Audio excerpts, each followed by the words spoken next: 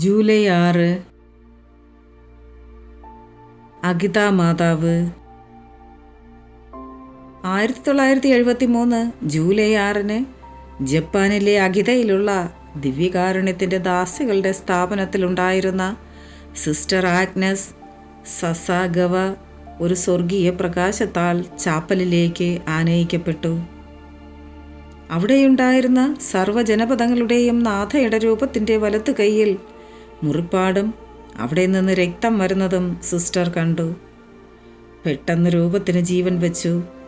സിസ്റ്ററുടെ ബധിരത താൻ പൂർണ്ണമായി മാറ്റാമെന്നും കത്തോലിക്കാ സഭയ്ക്ക് വേണ്ടി പ്രാർത്ഥിക്കണമെന്നും മാതാവ് അറിയിച്ചു.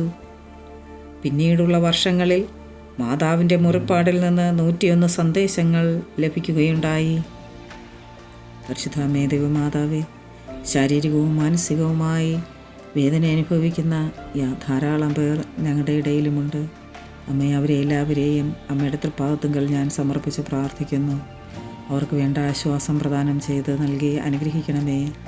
Ave Maria.